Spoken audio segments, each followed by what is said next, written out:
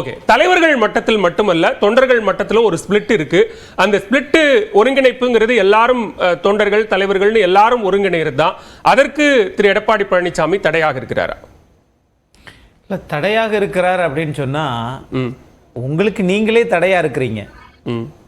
எடப்பாடி பழனிசாமி எந்த விதத்தில் தடையாக இருக்கிறார்? அப்ப அந்த வாதமே முதல்ல தப்பு.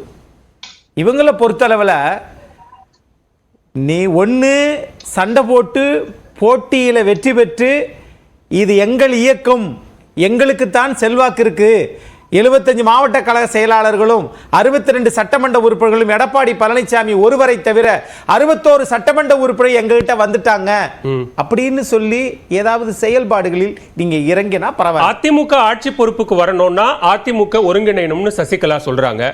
நீங்க ஒதுங்கி நில்லுங்க, ஜானகி போல அறிக்கை விட்டுட்டு நாங்க பார்த்து போன்னு சொல்லிட்டு போங்க அப்படின்னு சொல்றது தடை இல்லையா? அப்ப 27 பேர் செல்வி ஜெயலலிதா பக்கம் இருந்தாங்க. ஒருத்தர் மட்டும்தான் திரு ஐயா PH பாண்டியன் மறைந்த மூத்த வழக்கறிஞர் இருந்தாரு. அதனால அம்மா ஒதுங்கிட்டு போங்கன்னு சொல்றத அதை ஒப்பிட்டு இன்னைக்கு சொல்றாங்க. தேர்தலில் ஏற்கனவே ஒதுங்கி நின்றவர்கள் தானே நீங்கள். உச்ச நீதிமன்றம் வரைக்கும் வழக்கு போட்டவங்க தானே நீங்க. சார், நாளைக்கு நீங்க வெற்றி எடப்பாடி பழனிசாமி ஒதுங்கி நின்னா வெற்றி பெறுவாரு அப்படின்னு பொறுத்திருந்து ஒதுங்கி நின்னு பார்த்தாங்க. அப்படியான ஒரு வெற்றி கிடைக்கல, தோத்து போயிட்டீங்க. அப்ப மீண்டும் அவங்க வராங்க. அதிமுகவினுடைய தொடர் தோல்வியை ஏற்றுக்கொள்ள முடியாது, ஒருங்கிணைத்தால் தான் வெற்றி சாத்தியம் அப்படிங்கிற ஒரு நிலைப்பாட்டுல வந்து நிக்கிறாங்க. சார், அந்த புரிதலே முதல்ல தப்பு சார். எப்படி தப்பு? அதாவது அதிமுக திரு எடப்பாடி பழனிசாமி ஒற்றை தலைமையில வந்துருச்சா? நீங்க எல்லாரும் வெளியில போயிட்டீங்களா? போனதற்கு பிறகு நீங்கள் 3 பேரும் அல்லது பாரதிய ஜனதா உள்பட நீங்க ஒரு 20 நாடாளுமன்ற உறுப்பினர்களை பெற்றுட்டு அப்ப எடப்பாடி பழனிசாமி போப்பா நாங்க பத்தியா ஜெயிச்சிட்டோம் என்று செயல்படுத்தி காட்டினால் எண்ணிக்கை தான் சார் ஜனநாயக நாட்டுல. சட்டமன்ற போயிருவாங்க, எதுக்கு அதிமுக வரணும்? பிறகு எதுக்கு இப்ப இங்க வரீங்க? நீங்க இணைந்து செயல்படுங்க. ஜெயிக்கல இவங்க பேசும்போது பூரா பாருங்க, நான் அமைதியா கேட்டேன். நீங்க கேக்குற பதில் சொல்லதா? கார்த்திகேயன் பதில் சொல்லதா? சுப்ரத்னம் சார் பதில் சொல்றதா? ஒரு நிமிஷம் கொடுங்க எனக்கு. திரு சுப்ரத்னம் அவருடைய முதற்கட்ட பார்வை தான் பதிவு செய்யறாரு. கார்த்திகேயன் நம்ம அடுத்த சுற்றுல பேசலாம்.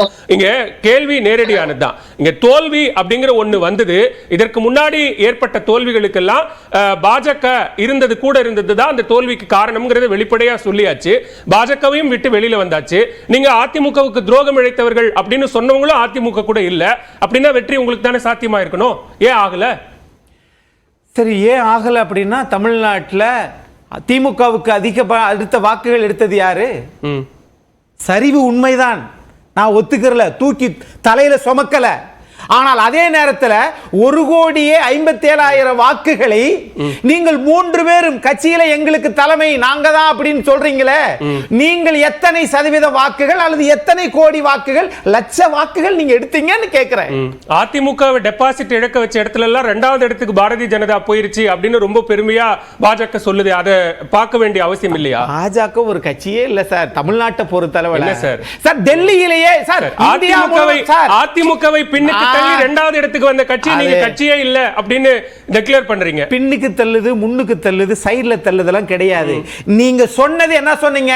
2024 நாடாளுமன்ற தேர்தலில் 25 நாடாளுமன்ற உறுப்பினர்கள் பாரதிய ஜனதா வெற்றி பெறும் சொன்ன தலைவர் வெற்றி பெற்றாரா? பிறகு என்ன நீங்க அதிமுக பத்தி குறை சொல்றது?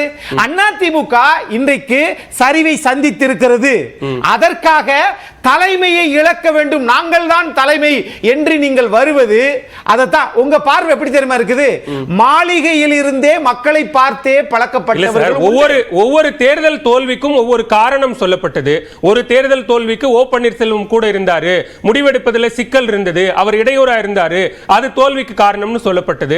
இன்னொரு தேர்தல் தோல்விக்கு பாஜக கூட்டணி காரணம்னு சொல்லப்பட்டது. இப்பதான் யாரும் இல்லையே, இப்ப என்ன காரணம்? அந்த காரணத்தை வெளிப்படையா சொல்லிட்டா ஏன் ஒருங்கிணைப்புங்கிற பேச்சுக்கு இடம் ஏற்பட போகுது? சார், ஒருங்கிணைப்புன்றது திரும்ப திரும்ப அததான் சார்.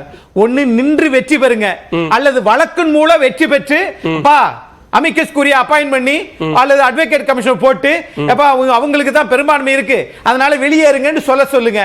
சில சலசலப்புகள் இருக்கத்தான் செய்யும். புதுசா ஒரு தலைமை வரும்போது யாரும் ஏத்துக்கிற மாட்டாங்க.